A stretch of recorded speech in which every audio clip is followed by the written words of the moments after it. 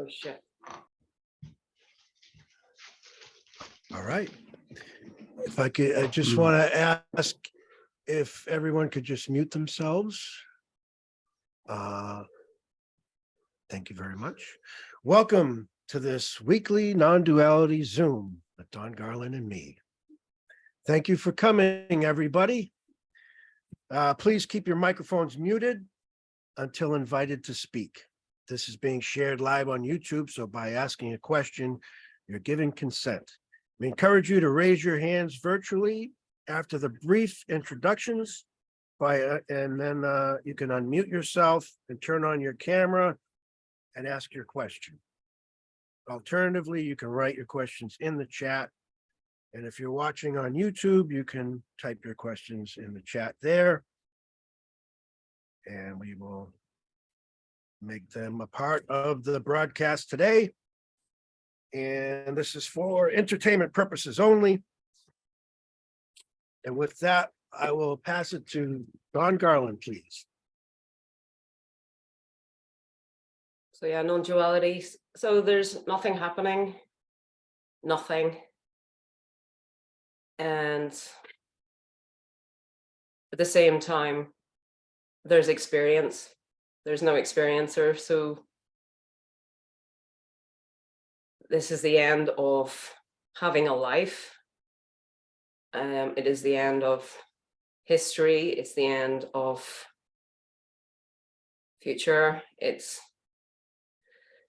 the seeing of everything and nothing, and it's seeing that the essence of all this is love, which is unconditional love. It includes everything, and there can be a feeling aspect to this. So there's an intimacy with everything, everyone,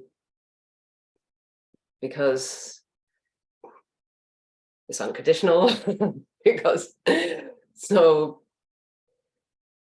yeah, so this is there tends to be a moment maybe, or an experience of maybe sliding into this, where the peace that was there all the time is suddenly experienced. It's what is there all the time. So it's beyond the mind. It cannot be comprehended. It cannot be understood from books. It's beyond that. It's and it tends to be like a stepping into sanity. That's how I experienced it. So if your life is insane in some ways, may not be quite like that, but the sanity is there. So the sanity is the groundedness. This is groundedness, in which everything can emerge. Ungroundedness, vulnerability, fear, anger, resentment, desires. And yet there's a non-attachment that goes with this as well, because there's no one who could have attachments. So in a sense, it's experience in the sort of personal experience for this, which there is no personal experience for this, it's impersonal, but the character continues to live. So, everything, all the energy is kind of here and now. It's just present with what is. And so memory tends to lose its energy in a sense.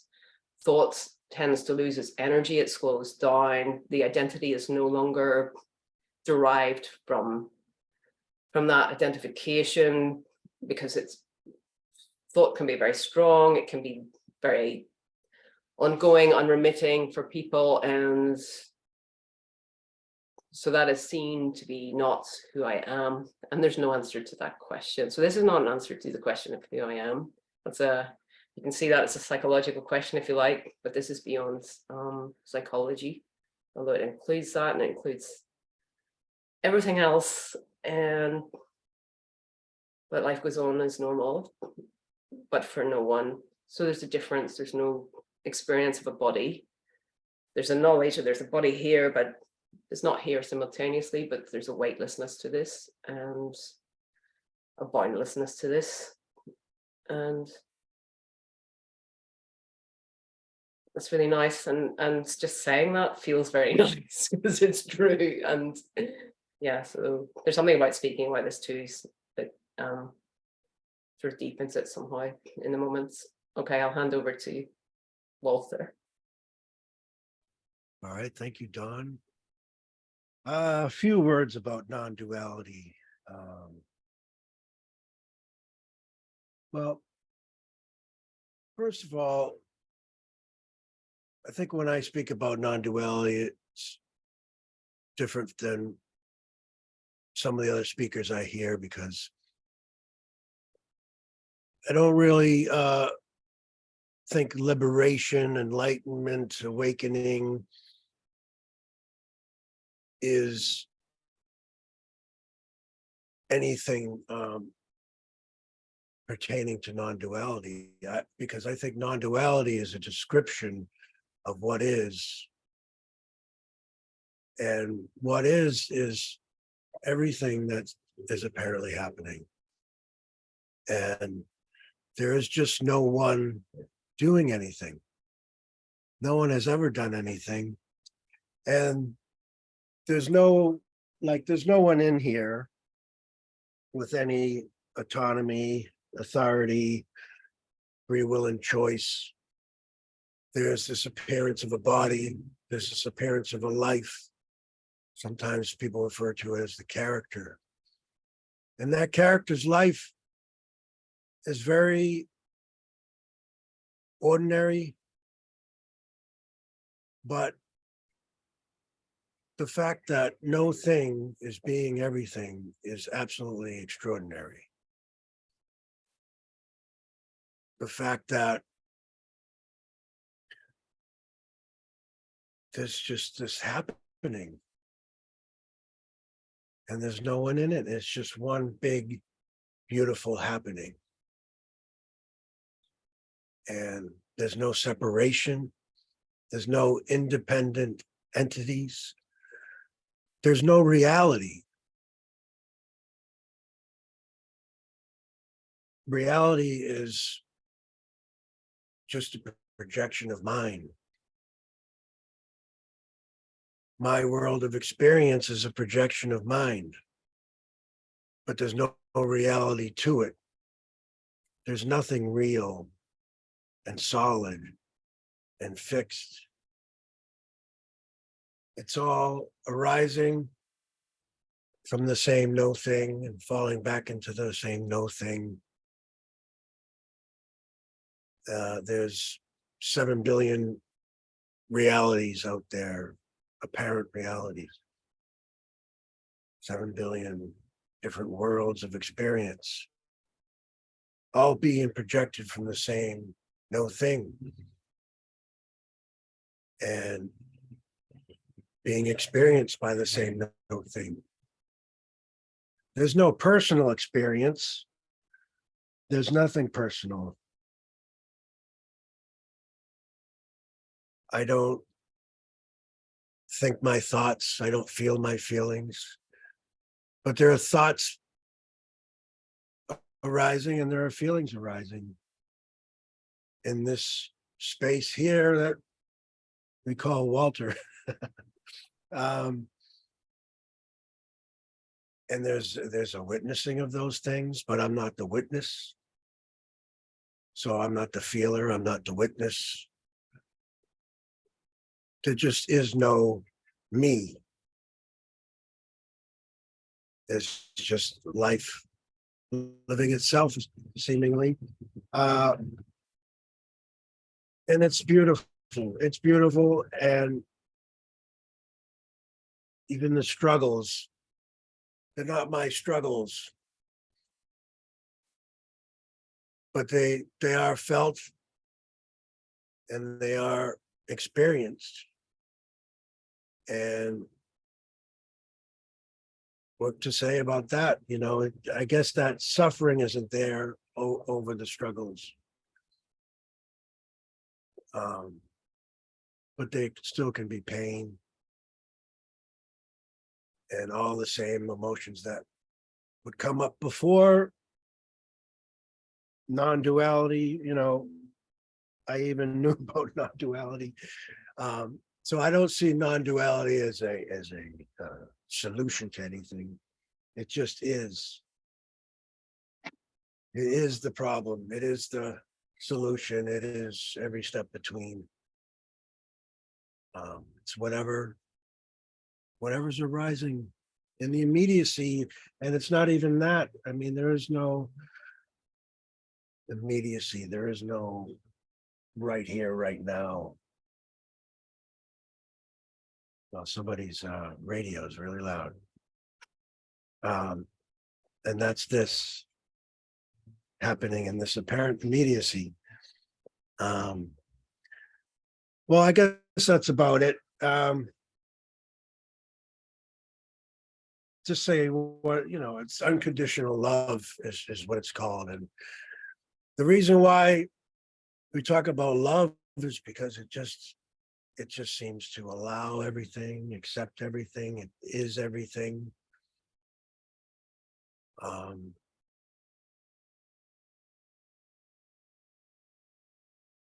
And like I said, it's the love to be. It's just this being, this, some call it I amness. I don't use that because I don't think there is an I to am, but there is just beingness. There is just isness, and not a separate isness. So, and that's the love of being. It's not personal. It's not a personal being. It just is isness. So with that, let's open it up to questions, either in the YouTube chat or right here in the Zoom. Just raise your hand virtually or just jump right in. Either one is fine.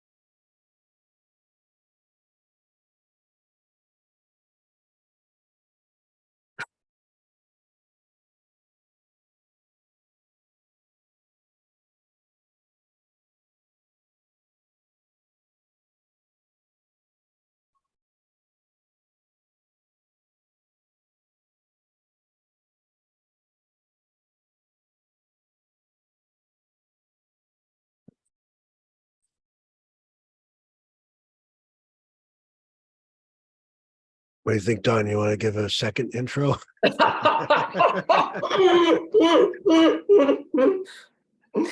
Oh, here we go. There's a question. Thank you, both of you, for sharing this truth. Any idea why there are so many different variations on non-duality? You want to take a stab at that?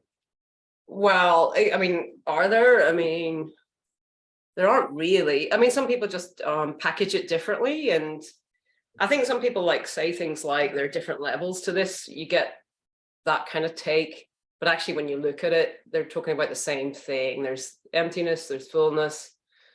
You can kind of make it sound that way. You can, you can talk about that as, I don't know, like levels or something, like and the Eckhart Tolle stuff, maybe sort of, which is really kind of more mindfulness, although he's talking about the same thing, but it's a practice that he focuses on, which is practice. But I think if you look, they are all, similar kind of. There might be more kind of emphasis on nothing happening or no experience. There's no experience, so you can talk about it from excluding the personal entirely, because obviously there's nothing here, there's nothing happening, there never was, never will be. That is the case. But I would talk about experience being there, because denying experience has horrible consequences, and we don't want to be doing that, and also psychological consequences to some of the message. So it depends on the speaker, probably their experience of seeking, if they've had seeking, being a seeker.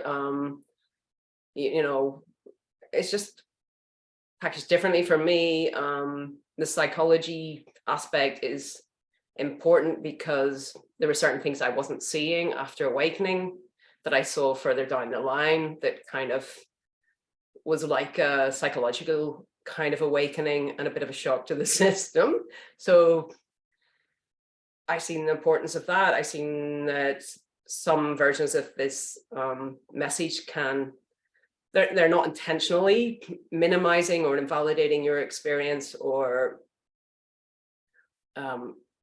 but it can be perceived that way. It can be perceived through the mind to be, well, if there's nothing happening, then my history doesn't matter. My problems with mom and dad, who wants to go into that? Actually, there's a lot of rich stuff there. You can take it as a metaphor if you want, if you don't want to but it's at the root of a lot of our patterns, and they can continue to live out after awakening. So this, because after awakening, life goes on, and there can be a honeymoon period, but after that, and you kind of maybe enter into life again in a different way, with a different kind of, maybe, a lot of your defenses are blown by this stage, so there's a health there that wasn't there before. There's opportunities to change certain things.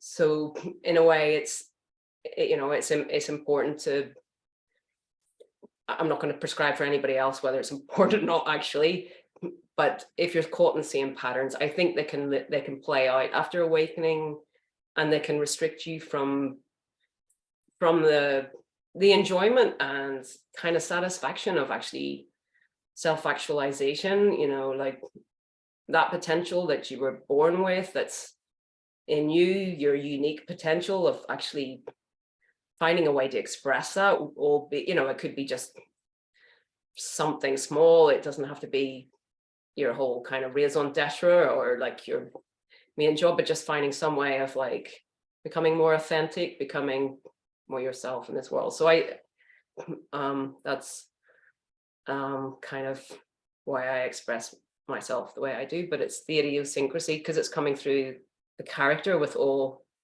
this message coming, with all the flaws that we all have, and all the good qualities we have too. So, but it's essentially the same message, whatever you're trying to do with it. Like, I think.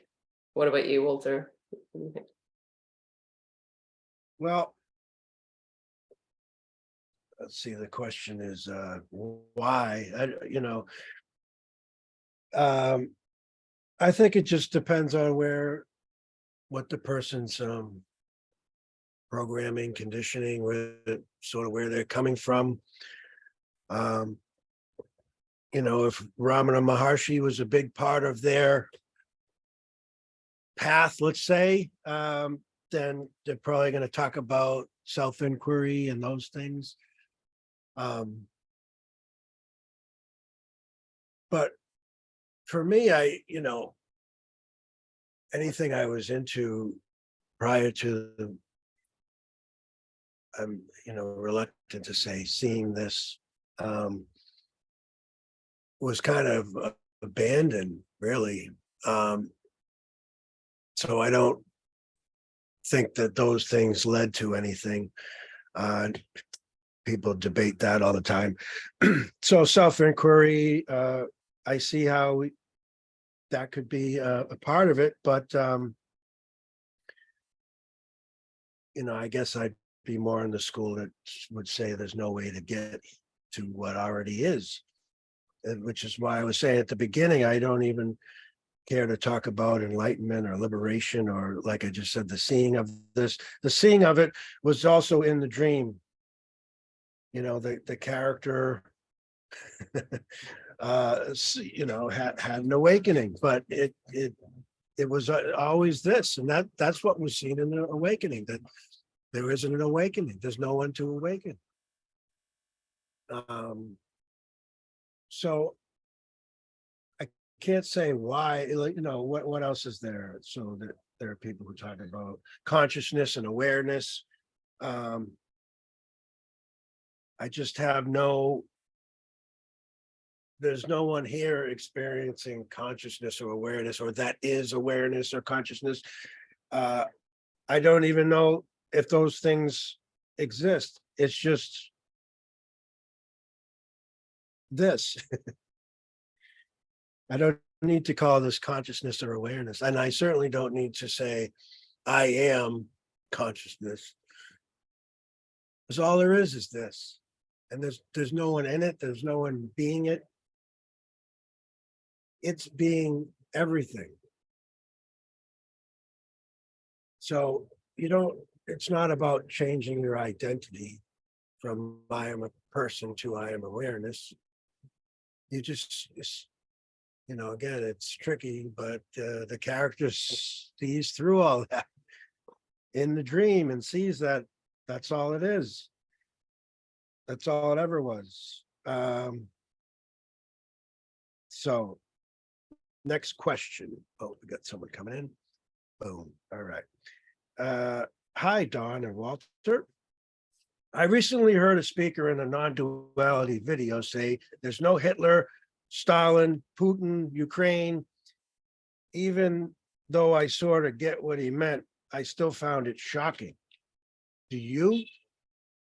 Do you find that shocking? Well, yeah, but there is and there isn't. I'm not out there denying, like to do that if you're, shit happens. Okay. It's like the French.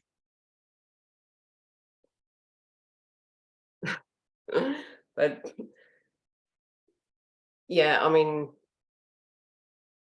in a sense, it all, there is and is not, the chair, the table, the person, the story. If you try to deny that reality, oh my God, like, no, it's not about that. Life just goes on as before. So,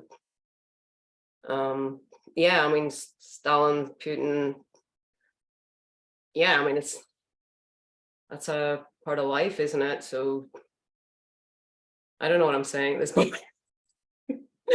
Like, yeah, there isn't any of those people, just like there isn't a Walter. There's the appearance of all those people, or places. It's the same. It sounds more shocking to talk about those people,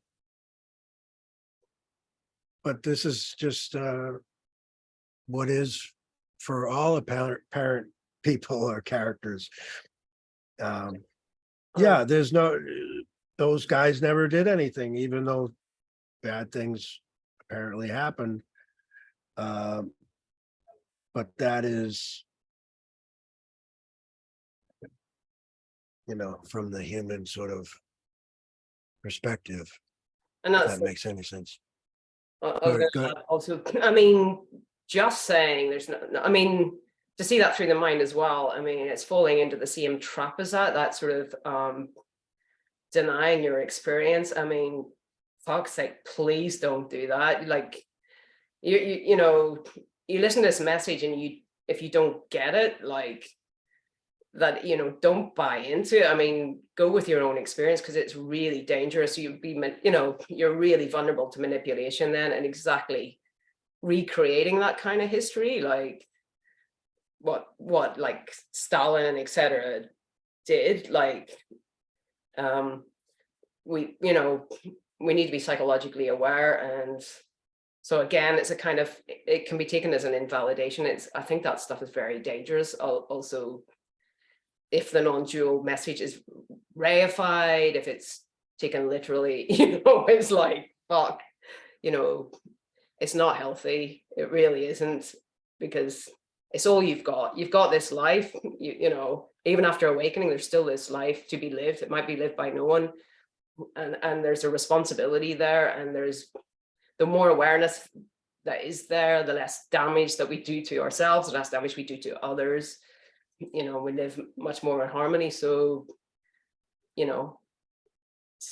celebrate that. I mean, fucking hell, we do have the tools. We do have a mind for a reason, because we've got to navigate life. We just have to navigate life. And it's very, very easy to, if you're someone who likes to suppress experience, you don't want to look at something, and we all have that to a certain extent. Well, I say that, maybe some people don't, but yeah, it's not about that. It's just, don't deny your experience. And if I were you and you're a seeker, I wouldn't give a damn about the non-dual message. Just ignore. It's nice to know it's there. Maybe there's something else. That's really reassuring. But your own experience is yours, and it's real, and you come back to your emotions and what you feel. That's one of the things you can trust, in this life. So those are your messengers. Those are valuable information. And whether Stalin exists or not, keep focusing that, yeah, there you go. Yeah, it's certainly not a denial of that those things happen, in the sense that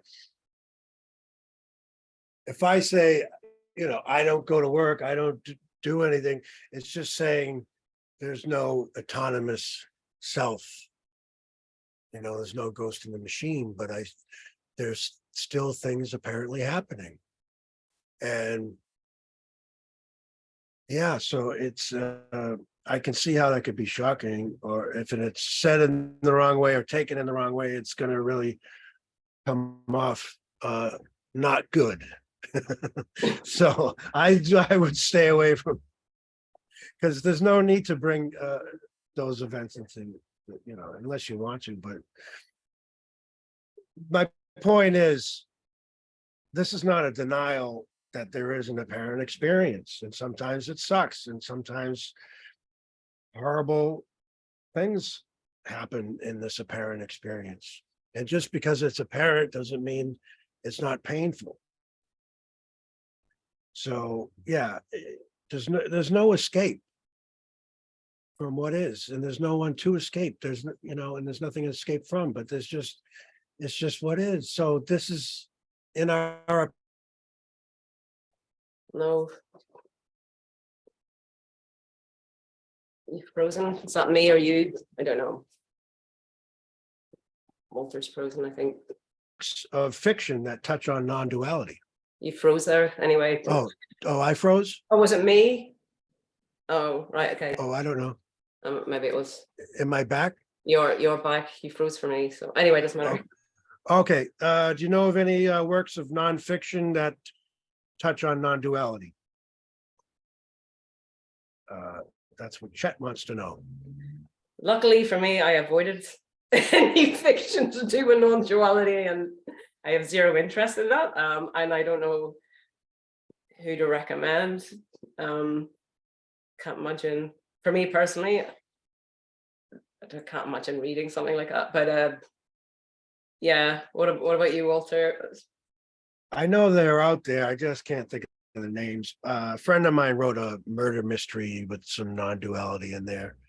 All right. His name is Floyd Henderson. And yeah, it's called The Twice Stolen Necklace Murders or something. It's a good book, but yeah, there are people doing that. But I can't recommend one. I'd recommend that one. Somebody's, okay. What do you think about people who adopt? Sorry, I get a kick out of Kingdale Clark. What do you think about people who adopt restricted vegan diets, believing it makes them more spiritual? That's more the fallout, isn't it? Like, yeah, making them more spiritual. Yeah, I'd just be wary of that. I mean, because of the seeker drive can be so strong, you can push stuff like that too far. It's all right if you're a bit blasé, okay, I'll do this for a week or whatever, but you get caught up in that, like you could end up with a serious eating disorder or like, I don't know, whatever kind of deficiency of vitamins, whatever. I'm not in favor of any of that, but if someone wants to do it, it's absolutely harmless as long, be careful, don't get too caught up in that stuff, because it can lead, yes, okay, so you can be more open to spiritual experiences. That's true, from like sleep deprivation, if you want to do that, lots, retreat conditions. Again, it's retreat conditions, isn't it? So low protein diets, lots of silence, meditation, so your identity kind of left outside, so you can have more. It's like if you got a Kundalini awakening, you're probably going to have more kind of experiences like that. Maybe not, depends what kicks it off. But to my mind, it's not going to lead to this, but and it may not even lead to, there may be glimpses. I mean, people do have glimpses. I don't know how regular that is. Certainly people have vivid dreams, they have lucid dreams, their dreams change during retreats. I've seen studies on that. So yeah, there is more spiritual energy, whatever the hell that is, but there can be anyway. There might not be, you might be bored shitless. So, but yeah, I don't know. I just don't like anything that messes around too much with things that, it can also cause, loss of equilibrium. I don't know. It's, yeah, just be careful, just that stuff, I suppose, if you want. Or don't be careful, do what you want. Yeah, I just don't know what more spiritual.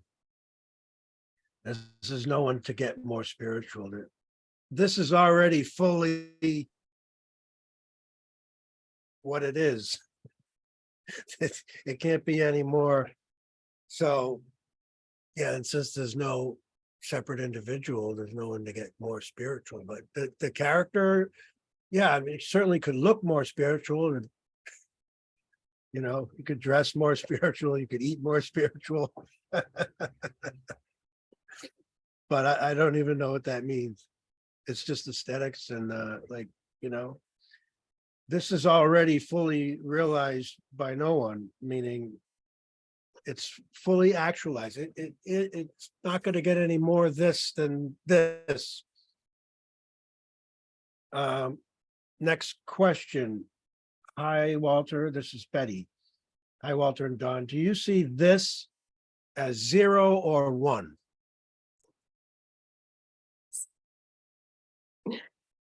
It's 0. It's just, I don't know. Like, I don't want to get caught in someone else's definitions, like, or that kind of narrative, because there is just nothing and everything. That's the way I would put it. I wouldn't use those words, either 0 or 1. There is just nothing and there's everything. And yeah, that's the way I would see it. 0 or 1. 0 or 1. Whatever. Yeah, I go with 0. You go with 0. Okay. Yeah. Because not 2 is not saying it's 1 either. It's not, and I say one big happening. It's just, it's no thing appearing as everything. you know, the message, yeah, is not pointing to anything.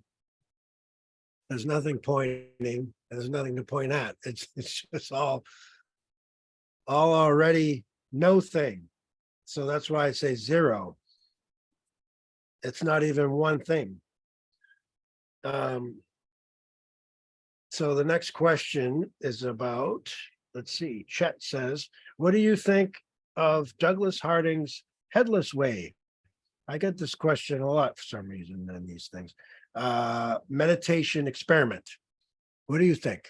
Well, you know more about Douglas Harding, and I know that people get stuff out of that, like the Headless Way. I've only kind of came across that after the awakening, and I find it, and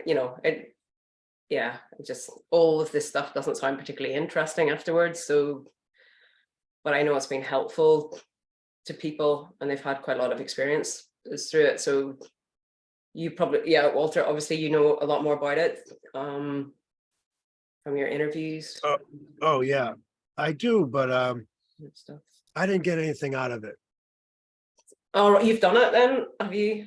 I messed around with the, seeing this no head, or I don't know. It's been a while, but yeah, there's a lot of different techniques that put a lot of them just pointing at your head and stuff like that. And I think, but it never resonated with me, I guess is the right word. yeah, I find the same with like self-inquiry. I mean, there's something as well about looking at your experience. It's not necessarily easy for everyone to do that in a really detailed way as well. As particularly, there's a lot of self-doubt there. You don't really, it can be quite confusing because you don't really know what your experience is, depending on your psychology as well. Like you can be, susceptible to suggestion or whatever. So some of these things are helpful and some of them aren't. Like it really is individual, but I know it's been good for some people. So I know that self-inquiry was just like, I can't make head nor tail of that. I really can't. But it's helpful for some people. That's all I can say. Find it baffling. Yeah, definitely. Yeah, I've heard a lot of good things. So it works for some people in the sense that they're able to, I don't know what they're able to do, but I don't know, they seem to like it. We do have a book recommendation here, Midnight Library by Matt Haig. Was mentioned where am I? In Lisa Cahn's meeting yesterday as a fiction book that covertly alludes to the apparent knowledge of the author of Non-Duality.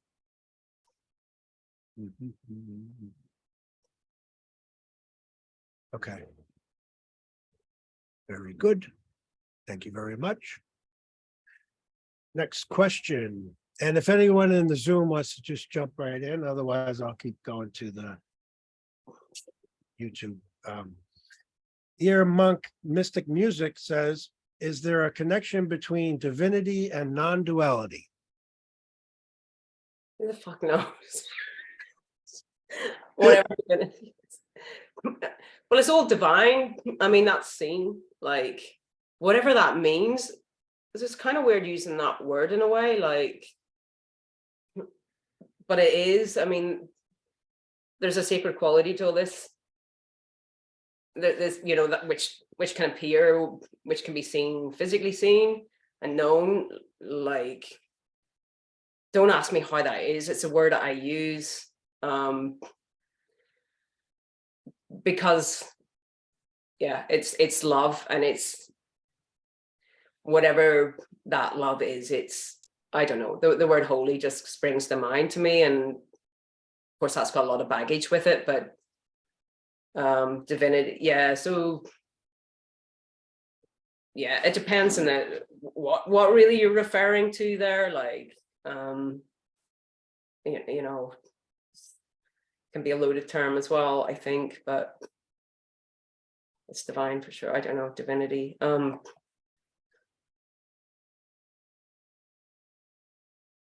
it doesn't rule out anything. I mean, ultimately, we don't know what this is.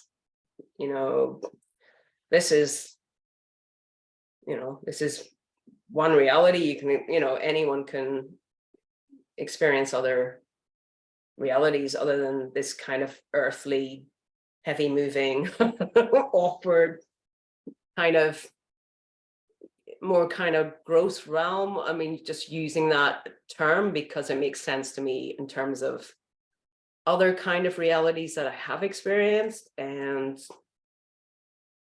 yeah, so this one's got a kind of density to it for sure. And yet no density whatsoever at the same time, none whatsoever.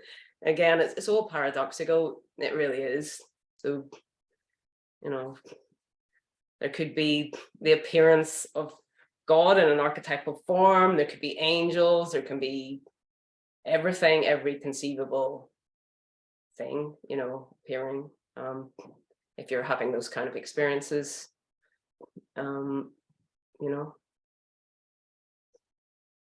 veering off. Oh yeah.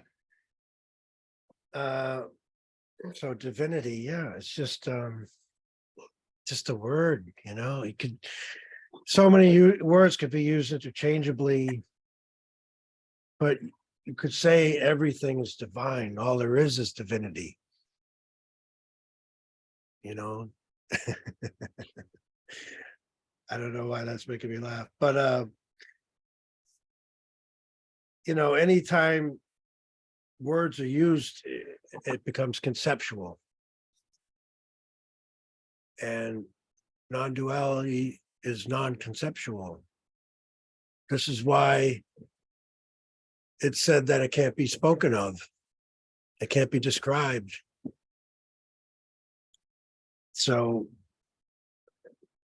all we have, all we can do is say things like everything is divinity. But is everything really divinity? No.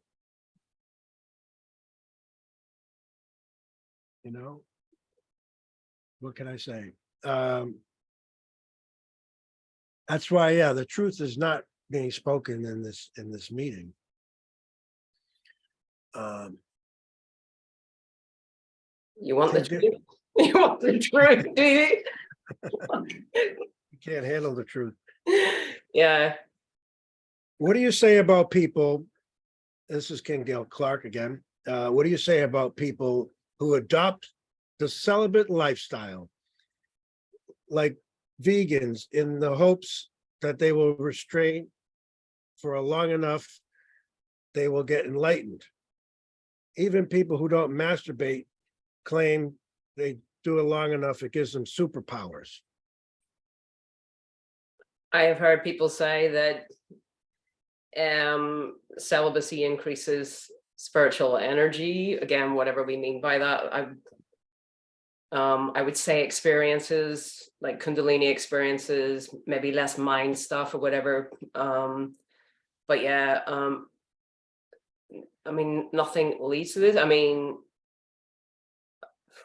you could spend 30, 40, 50 years and nothing will happen just because you're living in a monastery or so there are no guarantees. It can happen just walking down the street, seeing that there's no one who can do it. So like creating the conditions, it may be, it's, I think over a lot of people, there may be just a kind of desire to avoid life, or maybe it's not avoiding life. Maybe it's just naturally what you want to do and you kind of want to justify it because you're so introverted. You just fancy that lifestyle. So you give yourself this story, I'm going to seek enlightenment.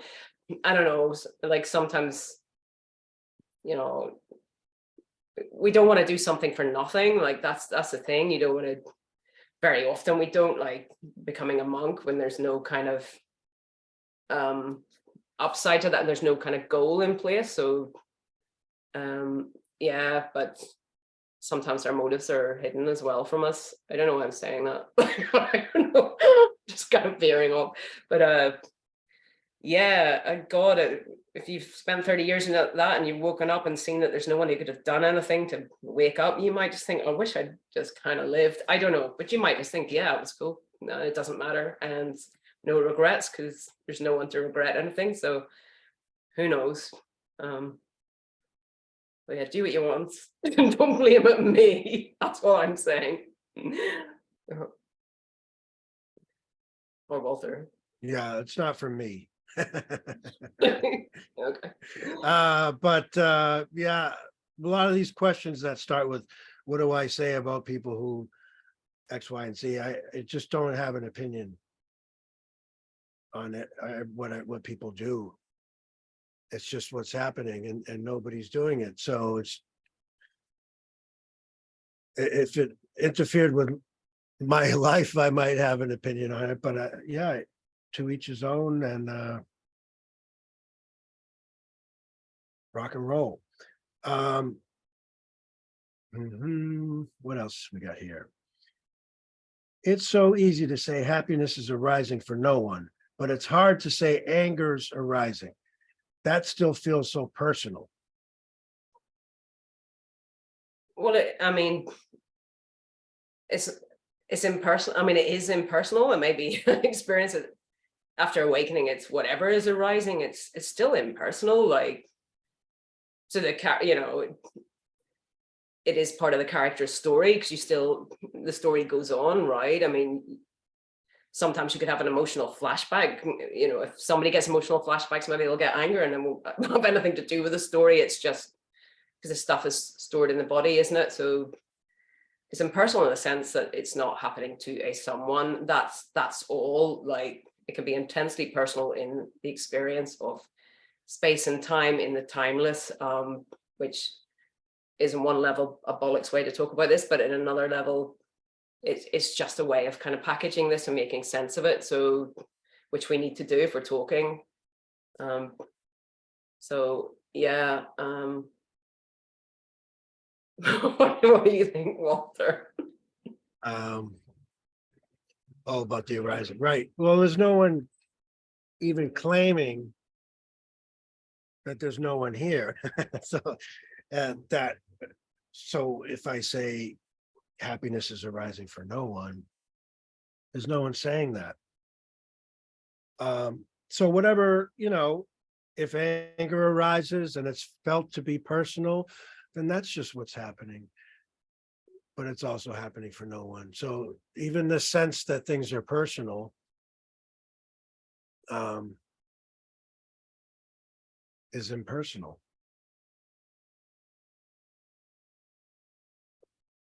And like we're talking about wars and stuff. Well, let's see, we'll get to that question. Wait a minute, where was that? Oh yeah, right here. Does it frustrate or anger you that terrible wars are fought between people who aren't really there? Or are you somehow at peace with it now, post-awakening? Well, there's no one at peace with it. The news, I don't know. I recently heard someone, and I'm surprised they said this, they aren't affected by the news because it's just what's apparently happening. And I just don't see it that way. I haven't adopted a new philosophy that everything's just what's apparently happening, so nothing bothers me. This character still gets affected by wars and all this stuff, and there's shootings all the time, and I wouldn't say I'm suffering over it, but I certainly what comes up is like a adverse reaction, so you see it's the same thing. It's feelings arise, feelings of frustration, aggravation, whatever you want to label them, bad feelings or uncomfortable feelings, they still arise. There's never been anyone here having those feelings, and so for the most part, nothing's changed. I don't know. Well, for me, I'm just not very a political person. Like yeah, I see. Yeah, of course, if I see scenes of whatever, I mean, doesn't mean I'm not moved by stuff. Of course, I am, but yeah, it's just interesting who is and who isn't, and wars, and yeah, I don't know. I forgot what the question is now. What was the question? Does it frustrate or anger you that terrible wars are fought between peoples who aren't really there? Or are you somehow at peace with it now, post-awakening? Oh, okay, so it sort of assumes that maybe there's a change afterwards. Like, I think what's before in that case, whatever the feeling and the experience and the attitude probably is the same afterwards, although it might change. Why awakening would make any difference to that? It might not. So yeah. Well, I think we got some people here that want to ask questions. Betty had her hand raised. Hi. Hello. Hi, Betty. Hey, good to see you too.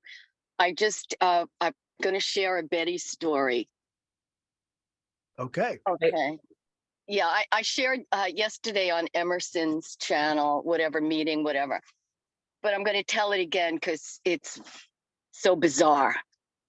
So anyway, I'm at the supermarket on Saturday, and I wanted to buy watermelon, just slices of watermelon. So I was looking down in the case at the slices to see which was the best looking. And I feel somebody brush my arm. And I turn and I look like I was like I turned real fast and I looked and I was staring right into this girl's eyes, a woman's eyes. And she was the same height as me, short like me. So we were eye to eye, the eyes were right there, and her eyes were incredibly beautiful. They were green, like an emerald green. So I think she started talking to me in Spanish. I'm not even sure because I kind of like phased out, like of whatever. And I just kept staring at her. And then I guess maybe because she didn't get a reaction or whatever, she started like licking her lips and making erotic sounds. I can't make this shit up. So anyway, I got real angry all of a sudden. I was like, what the fuck? In my head, I got really angry. And then all of a sudden, I started licking my lips and making erotic sounds too. I don't know what happened. I don't know what's happening. And then I guess her mother came up with a bunch of bananas or something and tried, to like, I guess was telling her, go, leave. So they started to walk up the aisle, but she turned around and she was hysterical laughing. And I was hysterical laughing. I was laughing so hard, I was crying. And yeah, it was so bizarre. It was like that when Harry met Sally met Harry movie, whatever. It was so freaking bizarre. What is it, Dawn? What the fuck is it? I don't No, know. I'm serious. I have no idea what it's like. Yeah, no, it's shit like that happen. Well, maybe not like that, like that exactly, but yeah, weird stuff happens, right? It's like a mirror or like a synchronicity stuff. Like, I mean, yeah, that is bizarre, but it doesn't surprise me with you somehow. That's kind of funny. And I know it was funny. And afterwards I said, I'm glad it was a woman and not a man, because the man accosted me in the dumps about a month ago, with the handshake. oh yeah. So I'm like, I don't know. I'm like, are my chakras open or something? And then I'm like, well, if you're not here, you don't have chakras. So why, like, why that girl, that woman, it was, and then for me to break out and start doing the same thing. in the supermarket. It sounds quite sweet in a way, like a shared experience, a kind of meeting, particularly the eyes, you know, and just this kind of, I don't know, weird whatever reaction to that. But I don't know, it sounds like a nice kind of life affirming. That's what I'm getting from it, is it was fun. It was like, yeah, maybe. Yeah, it was fun. It was funny. I mean, I laughed like crazy, and she was laughing like crazy too at the end there when she was leaving. But I don't know. I just feel like I don't know. I'm freaked. I don't know what's around the next corner. Like, who's lurking? But like life does that sometimes. Like it just seems to, like, you meet people who are in exactly the same place. I mean, that's Yeah. kind of different, because it's like they're reacting identically. But you know, it is really strange, isn't it? Like you just constantly, what when you get to know someone in like the same place, or going through the same thing, or Oh yeah. you know, Yeah. it's just crazy, isn't it? But stuff like that, Yeah. yeah. I mean, maybe not quite like that, but yeah, I'm sure I've had versions of it, you know. Yeah. Sounds good. But it was like my back was to her. She couldn't even see my front, so I couldn't understand why she came up to rub my arm like that, brush my arm. Like, you know, if you're facing somebody and you have a smile, yeah, then they might smile. But it was like my back. So I was like, what did she see on the back? She thought she had to come up. parents. Uh, What? Philip said something. all right. I don't know. It was just, I don't know. I don't know. I don't know. I don't know. It's weird. It's just weird. I'll let you know when the next one occurs. That was probably quite I'm gonna regular. start putting them down in books with dates and times.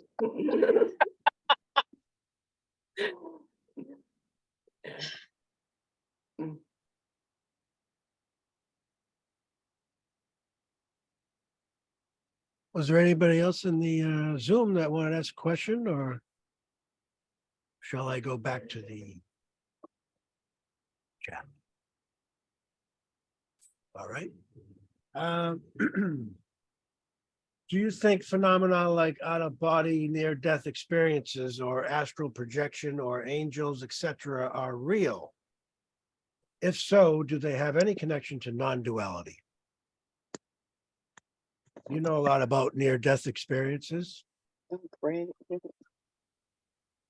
They're no more real than this. I mean, well, actually, so, well, maybe some people who talk about it, who, you know, pre-awakening, who talk about it, say it's more real. My experience of, I've had near-death-like experiences, you know, because there's a lot of criteria for those. So whether you categorize something as NDE or not depends on that. Like they can be combined with awakening as well. But yeah, real, I mean, this is real and unreal, right? Like, so it's all real and unreal. But my experience of other dimension kind of experiences, or ND-like experiences, NDEs, is, yeah, it's the same. It's real and unreal. I think, yeah, and it can include awakening during those experiences. So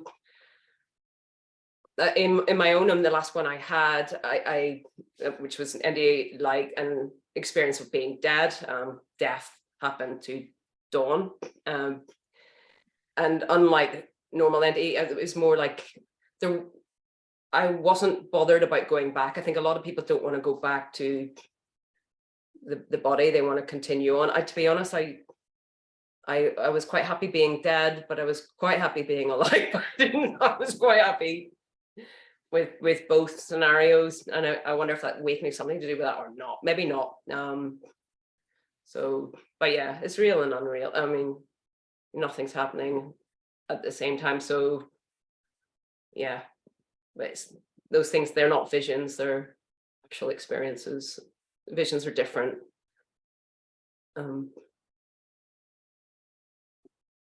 So,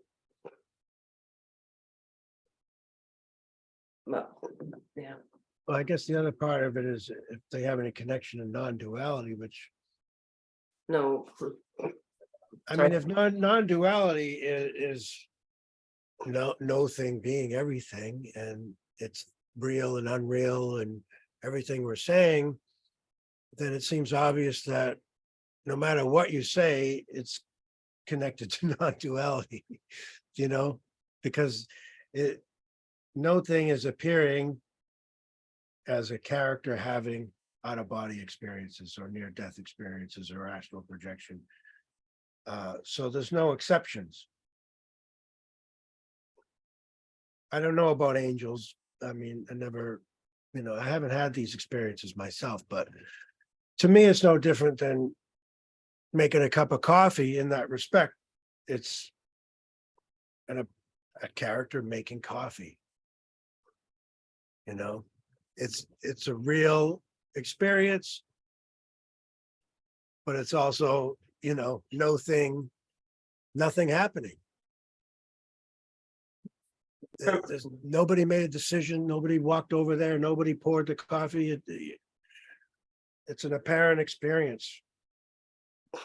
Yeah, I agree as well. Like there is this leveling of experience in a sense, but those experiences, I prefer them to the normal as well. That there's more absorption in those, like altered states. We talked about absorption last week.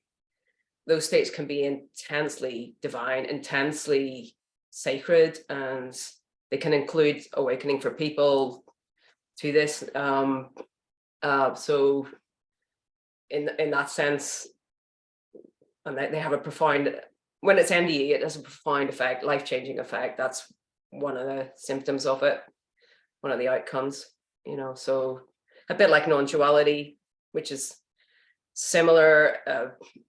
It changes your life. It can do, it has the potential to do that for sure. It will change your life. I mean, because the mind is changed. Yeah, it's just,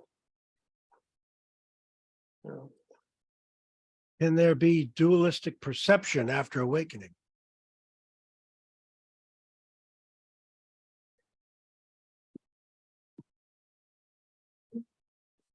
you want to go? I'm asking you. Yes, well, what can I do? Well, there never was dualistic. I mean, I'm not, but Kinghole is. Yeah, well, there never was that, like when it's seen that there never was. So no, I mean, if he's saying like it doesn't go back, like it's always boundlessness, it's always this, it's always, so dualistic perception, yeah, would imply a perceiver and the perceived. No, that's collapsed. When that collapses, unless it's just a glimpse, when it's just gone, like it doesn't come back. Like, although I've heard a couple of reports, people who claim that it did, they experienced the me returning, whatever that means. But yeah, because it's seen that there never was a me. And yeah, dualistic, yeah, perception. No.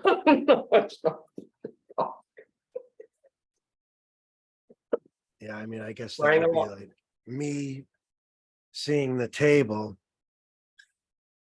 but there isn't a me seeing a table. There's just seeing a table, and it's seeing that the table and the body and the whole thing is just, yeah, but there's not a difference in the way that the table is seen from before or anything like that. There's just no one doing the looking. Betty has her hand raised again, I think, right? Yes, yes, I did. Okay. Yeah, I just wanted to ask, what is this? Are you always full? Who? Oops. Hello? I think that was a mistake. It's okay. Go ahead, Betty. Okay. What are these things that a lot of speakers are always saying they're doing the one-on-one? What is that? And why what is the purpose for a one-on-one? What's it? It's just What two is that? people talking. A one-to-one. Oh, no, they say one-on-one, because one-to-one, I know what that is, but I'm talking one. Like One-on-one. like Emerson's videos, one Yeah, on well, ones. Emerson's got like 1,000 of them down the list. Well, I think that's One-on-one. all that means is it's just a one-on-one. One person, not literally on another, but like just having a conversation with another person, Oh, as, I as could have a opposed to a con- group meeting like this. It's the I could same as have a a- one-to-one. What? I said I could have the conversation on the telephone. You have to have one-on-one? I don't know. I don't understand the question. I'm I'm It's saying just two people talking. That's what it means. like a telephone call. Yeah, or a Zoom. You and I are talking. This is one-on-one. Well, with a bunch of other people, but yeah. Well, who cares? There's got to be a bunch of other people on the one-on-one because they post it. But at the time of the recording, there's only two people in the conversation. I don't know. I'm missing something about it. I don't know what. Something doesn't jive. I think he offers one-to-ones or one-on-ones, whatever you want to call them, and people sign up and they do them, and he records them, and with their permission, if it's okay, he releases them. I think that's what's going on. I've heard other people want to do a one-on-one too. I just don't. I said, well, anyway, I don't know. I was just wondering about one-on-one. When I was in education, we used to call it 1-to-1. That was more acceptable for a smart kid helping a dumber kid. One-on-one was a little bit too promiscuous or something. Yeah, Just kidding. I don't Just think. kidding. I'm just joking. Walter, do you do one-on-one? I've done one-to-one.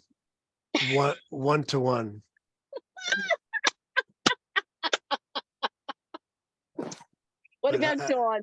Dawn, what about you? Done a few of them, one-to-ones. Yeah. Oh, you do them too, one-to-one? Not many. Like I haven't done them for a while. Yeah, because just haven't. I haven't. Don't know why.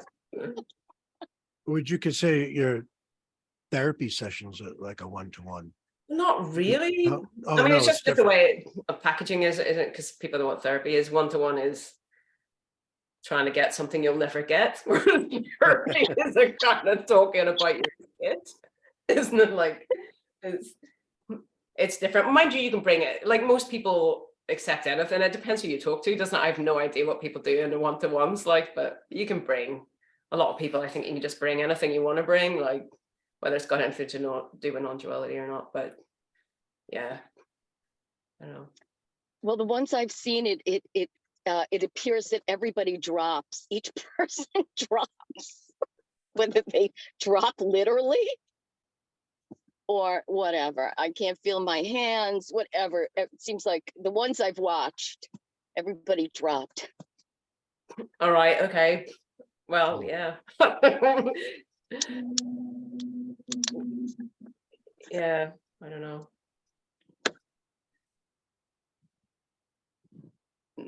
Anyway, it was interesting. I just wanted to know what your opinions were. Saying nothing.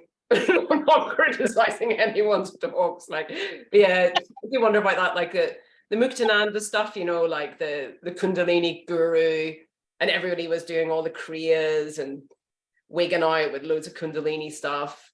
And I remember Richard Sylvester talking about that once. He said, the kriyas are no longer necessary, the Kundalini stuff, and everybody stopped doing it. I just remember that, like, I don't know why I put it, but I have no idea. Like, does that happen? Does everybody drop, or is it an expectation? Or it sounds pretty damn easy if that's all you got to do. Yeah, I really. But I mean, what the hell do I know? Like, I do think we have something around expectation and a certain kind of openness. We go to a certain place and we expect something, and or a bit of excitement, and stuff does kick off on you, and it's like, oh, it's got to be because of this person or this circumstance. So Right. yeah, I mean, who knows? I don't know. I'm a bit skeptical, but what the hell do I know? I don't. Yeah. Yeah. I have my opinions, like, but they change. They have changed. Yeah. Me does that a lot. Kicks off something. Yeah. Mm. This me does it a lot. Yeah. Kicks It all off? kicks off from something. Yep. Definitely. On what? I just so. No, I mean, like, you know what I'm trying to say, like the phenomena is a kickoff from something else. And I don't know. It's just me. It's just me, Yeah. Sometimes it seems like this kind of alchemical magic happens too. Like, there's that as well. Like you meet someone who's awake and there is a kind of energetic thing that happens. I'm not ruling that out for sure. I've experienced that. So, Yeah, but usually, well, for me, it's meeting in the flesh. It's really not Zoom. Oh, it's more powerful. For sure, it's more powerful. Definitely. Yeah. Yeah. Yeah. Yeah.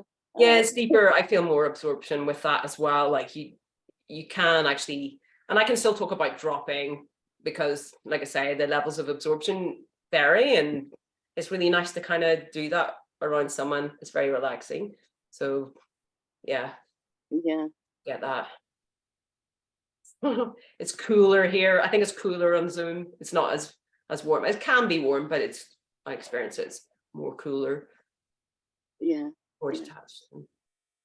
Yeah. Thanks, Dawn. Thank you, Betty. Thanks, Walter.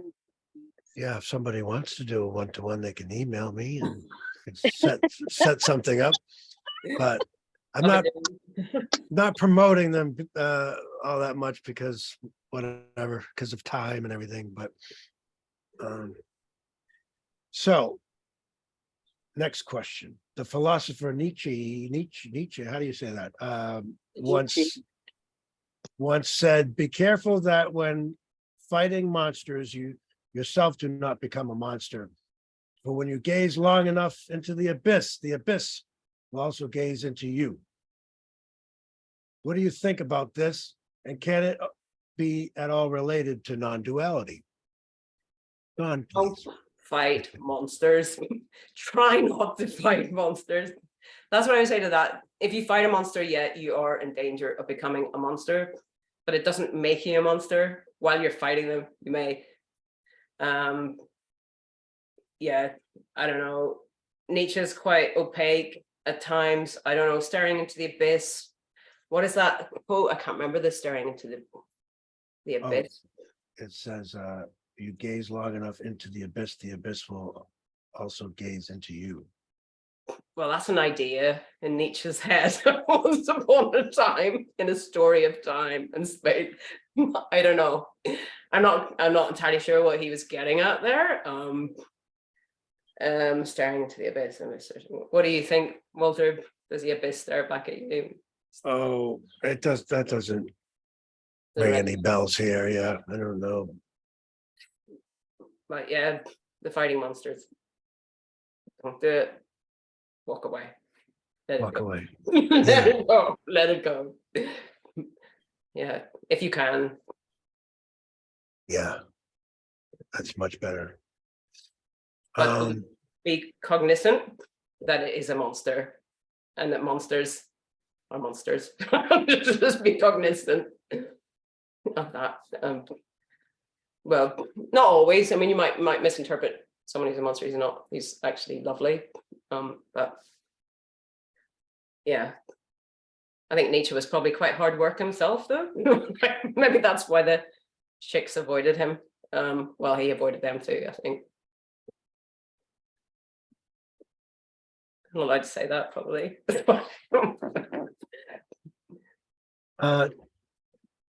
Chet says, have you ever known anyone for whom a non-dual awakening was a disaster? as in they were a doormat, people pleaser already, and became even more of a pushover post-awakening. I do not know anybody like that. It could happen so you may not even know you're a doormat, and so maybe you're very defended, and it's the thing that enables you to say no. So say that gives you a certain strength, you're pushing people away, you're protecting yourself via the defenses, and those completely collapse in the seeing of this. You may find that underneath that is a doormat and you've no idea that you are, so you may not be able to protect yourself or even know that you need protecting. So it could be the case for sure. Yeah, that sounds very plausible.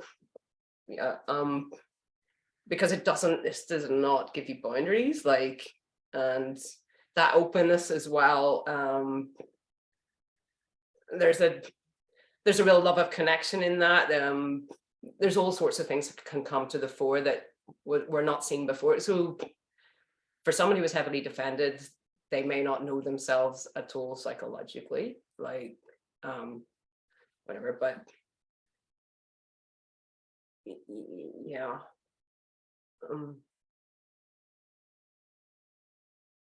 But for most people, probably not. They might just get stronger and just go, whatever, mostly, probably, won't care.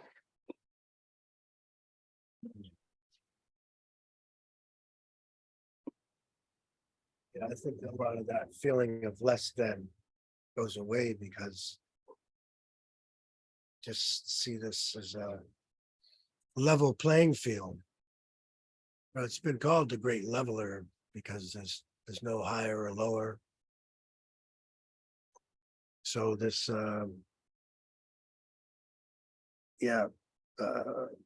people pleasing. Yeah, for me, there was a lot less of that for sure. Well, also, so you may not be an astronaut, so maybe that goes away. So for someone for whom the people pleasing has disappeared, if they are in a situation where they have absolutely no power and they are being controlled, they may adopt that position they may fall into that, and they may be stuck in that as well. Like, it can happen to anyone after awakening, it happened before awakening. So, this does not make you, depending on where you are, like in Maslow's hierarchy of needs, I don't know if anyone's familiar with that. We need to get our basic needs met, or housing, food, security. Love's higher up. At the top, self-actualization, transcendent. Beyond that, if you're stuck at the bottom rung, anything can happen there. Anything can happen there, and you may adopt different kinds of strategies to deal with that, like whether you're awake or not. Like, so you can't. This is not a one size fits all. It depends on your situation. It depends on your psychology. It depends on the alchemical process that emerges between people's. You may find yourself in a crazy situation that might make you crazy, it may not, but anyway, it's a complex question, one that I find very interesting. I'd love to go into it more, but yeah, it's an interesting one. All right. Next question. Why are people generally so deluded?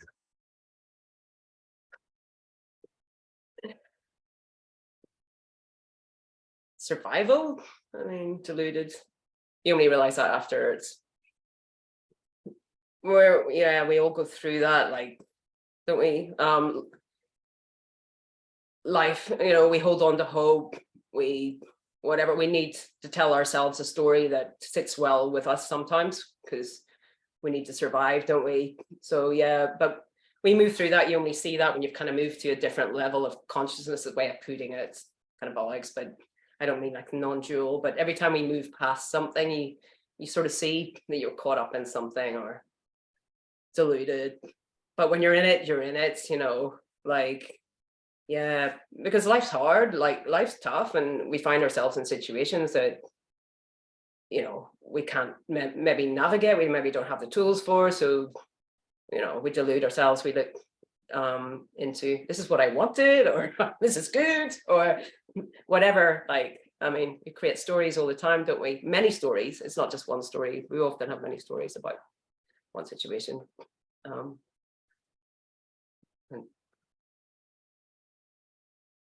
All right. Well, there are no people. Maharishi believed deep sleep was very much our original state. No objectivity, that pure stillness. Your thoughts on this? Who knows? Oh, what before ego? The story of time. Well, yeah, some people have that story, don't they? That ego developed as a, yeah, thought developed, didn't it, to kind of as a tool for navigating life, and then it kind of got a little bit out of control. And so, yeah, I don't know. Yeah, I don't know what an original state is.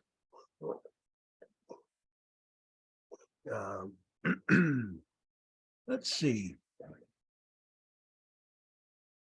Paul Stubbs says, just to answer the question about NDEs, OOBEs, and non-duality, I have had NDEs, OOBEs, and have had a glimpse of our true. The first two experiences were personal, and the glimpse was impersonal. So All right. What? is that it? Is that what he said? It's more of a statement about his All right, own okay. Sounds good. experience. Sounds good. Sounds very good. Sounds interesting. Yeah. If you were on, you could have shared your experience. But there really is nothing personal because there's no person. But I see what he's saying. The glimpse was just seeing through that, all that, and yeah. Anyway, But the NDE can involve a seeing through of that too. Like, you know, in some experiences it is. Sometimes it isn't. Sometimes it is. So it could be an impersonal NDE post awakening. So, do you know, like always it's impersonal, whether it's post or before, but in the experience of the character, for sure, it could be personal or impersonal. You know, why not? An impersonal experience of God wearing sandals and a robe. I mean, that could happen. Like anything can happen. You know. are the chakras real or made up?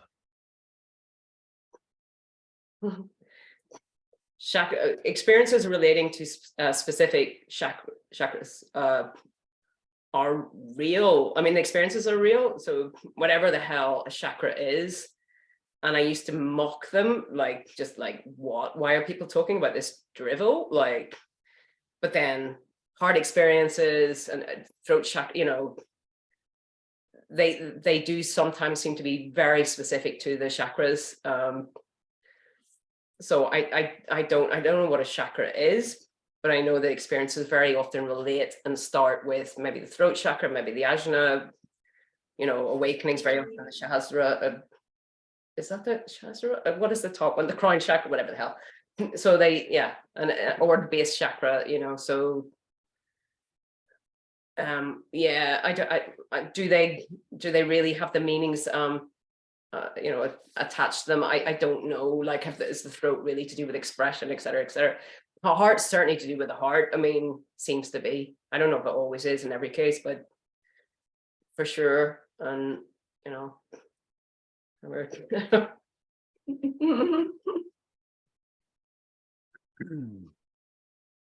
All right. Let's see.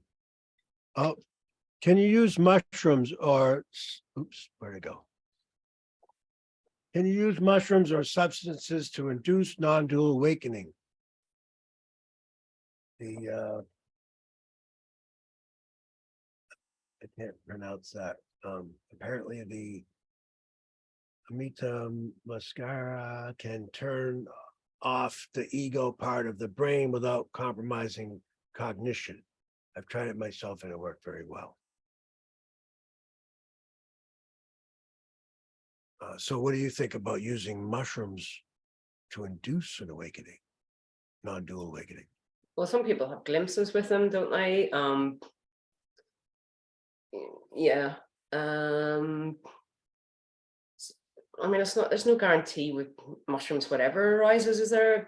I don't know. I mean, there's plenty of research out there on it now. I mean, you can just Google it. I don't really know. I know I have done mushrooms once post-awakening and didn't find it very interesting at all. Like, I don't know if it'd be more interesting before but maybe it was just, you know, that time, because it varies every time, doesn't it? So you can have a completely different experience in every time. If you do it enough times, you're going to have a bad experience in there as well. Like, so apparently that's what I've read, but so, no. It's the red mushroom with a white dot. They use it to make tea. Oh, those are, I can't remember the name of those. They're the poisonous ones, but you can cook the poison out of them. I don't know, so they're all poisonous, aren't they? But yeah, I don't know. Yeah, yeah. I'm not prescribing that, by the way. It's not to do with me. If you research it, if you've got heavy trauma and stuff. But yeah, there's plenty of stuff out there now. You can look it up and research if you're going to do that. Oh yeah, I don't know much about it really. It just sucked the last time. It was nice afterwards. It was nice going for a drink in the pub afterwards, but during it wasn't great. All right. Well, Betty has her hand raised. Maybe she'll close us out with the final question. Okay, it's not about mushrooms. I just wanted to know, like with the near-death experience, what percentage of people get their choice, you know, are able to make a choice to come back? You know, do you understand the question? Yeah, I don't know the percentage. There's a good book, PM Atwater, the big book of near-death experiences. She did a lot of research on it. I don't know who else. Peter Panagore, I think. I think a lot of the ones I watched, it seems like people have asked to go to stay, and they've been told they've got to go back. There's a lot of that, and then there seems to be a negotiation, but at the end of the day, they're told they have to go back, or obviously they had to come back, otherwise they wouldn't be able to relate the story. But there's usually, what I do love is if they're talking to Jesus or something, they tend to argue with Jesus, get quite angry. So it just shows this equality. They're not like projecting, oh, Jesus, I'll do whatever you want. Sometimes that happens, but very often it's like, no, don't put me back there. You know, how dare you, like, don't put me, which is really nice. It's like absolute sort of leveling, which is beautiful. But yeah, so it seems like sometimes there's given an insight, like if you don't go back, this is what's going to happen to your kids, or da-da-da. It's so individual. It's fascinating. It's so individual. Wow. But, yeah. Wow. Yeah, that's great.